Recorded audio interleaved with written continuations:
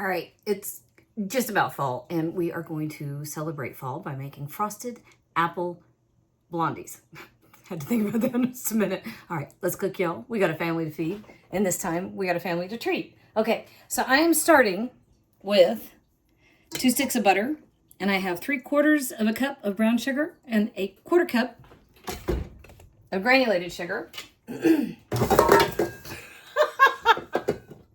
Let's try this again. Okay.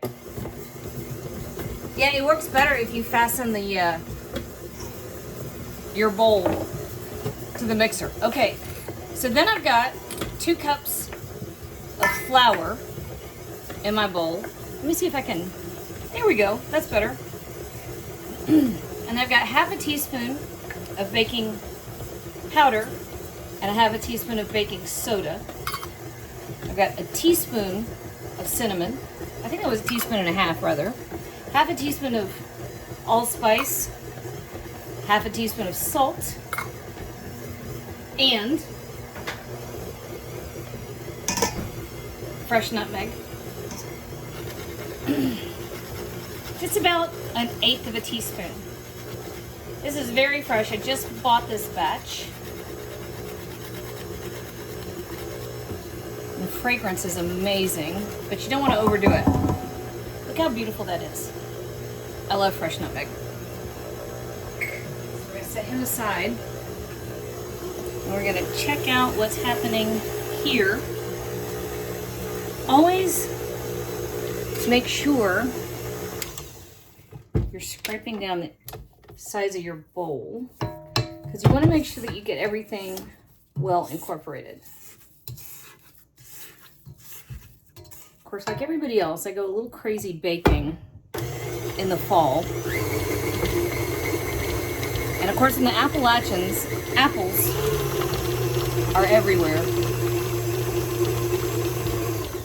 And you can use your favorite baking apple. I tend to like Macintosh or John o' Gold's. Use what you have. Everybody loves Granny Smith, of course. All right, then I have 2 eggs. Ta-da! Just one at a time. You don't have to be too fussy.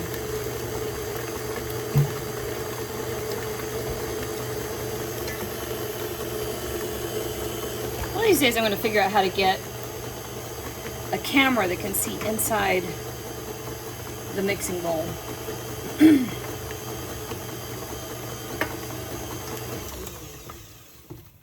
All right, scraping down the side of our bowl, and then we're going to add our dry ingredients.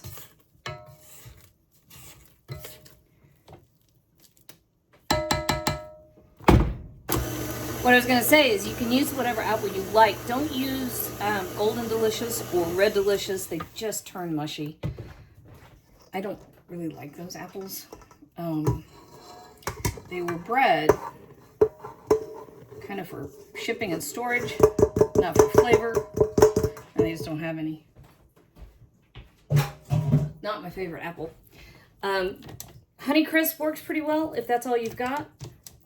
Those are eating apples, but they're pretty good apple. But like I said, use your favorite wherever you are. Okay, so then I try not to go too crazy with the mixer. And if you're adding your dry ingredients to your wet ingredients, I find it a little bit easier if you pulse it. And then you're going to add 1.5 teaspoons of vanilla.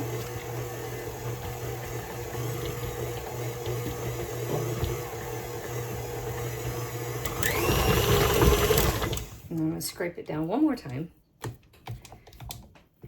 And I just chop my apple.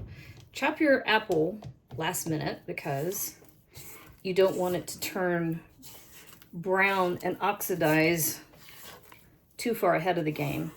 So if you have more than just a minute before you're going to use it, toss it with just a tiny bit of water and lemon juice. But I just tossed mine, or just chopped mine rather. So I've got my apples here.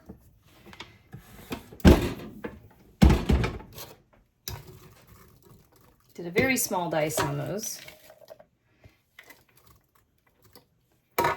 Well, come on. Because you want little bits of apples and as much of your blondies as possible.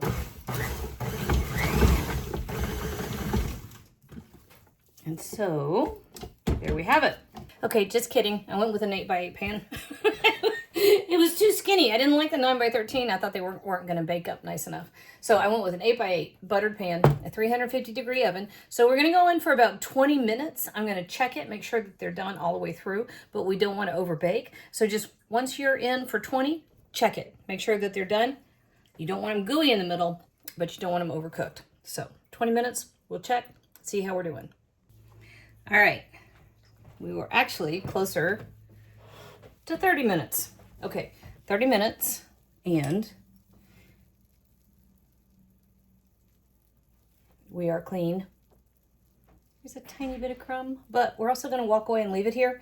So you're going to have a tiny bit of carryover cooking, and I'm not going to worry about that tiny bit on the bottom of that little skewer.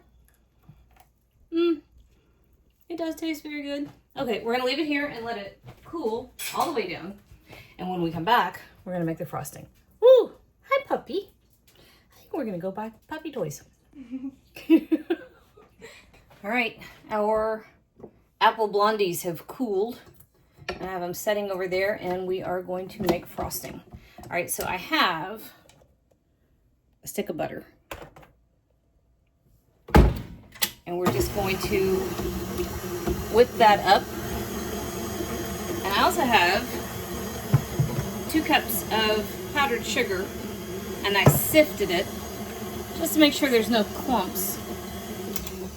And I'm going to add this with that same pulse that I did with the flour when I added the flour to the wet ingredients, because it will go flying. I also have 1/3 of a cup of brown sugar, because we're doing this whole, well, there we go. The brown sugar is kind of a theme with the apples and these blondies. Okay, so we're gonna pulse. You know what? I'm gonna go ahead and add the teaspoon of vanilla just to give it a little bit of moisture, in addition to what's in the butter and the brown sugar, to try to keep it from, there we go, that's not so bad. There we go. All right, to that, I'm adding a teaspoon of cinnamon. And I have a very small amount of milk. I've got about 1.5 tablespoons. I'm only gonna add a few drops at a time, because we want it to spread, but we don't want it running. And it takes a second for our sugars to decide how much it's going to absorb. So let's take a look at how thick we've got it. Let's see. Get another spatula. Clean spatula so we can kind of see. And we taste it. Oh, yum. Okay, we can taste it. But we're also gonna see that it is just a tad too thick. Not much. We only want a few more drops of the milk. And that's what lets us scrape down the bowl. And you know what else it needs? Just a pinch of salt. Just a tiny bit. That lets us kind of wake up the other flavors. There we go. Just a few drops. And we're going to give it a minute on super high. You don't have to watch this. This is all that's happening. Right. So I just beat the fire out of it. Which, it got nice and light and fluffy. And I have our apple blondies. You just frost the top and then cut it into squares. And that's really all there is to it.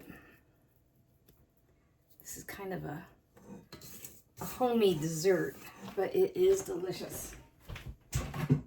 Let's see, how do I want to do this? I just want like a simple, just a butter knife. I had no fancy stuff growing up. I had no idea that it existed. I had a McCall's cookbook. I think it was like a 1960 something edition that someone had given as a gift. Maybe to my grandmother, maybe to my great aunt. And it had no photographs. Well, there were a few on the inside, just right in the middle, but there were no illustrations. And I had no idea that most cooking equipment existed because we certainly didn't have it. So I grew up doing everything with the simplest paring knife, had a butter knife, and that was it. All right, y'all. There we go. Apple, brown, sugar, blondies. And I tell you, those, whoop, hi, those are to die for. I'm going to cut them into squares, and then I'm going to let Bladen know that he can have them if he helps me clean up the basement. That's why I'm on a bribery run. All right, try these. You will super love them, that I promise.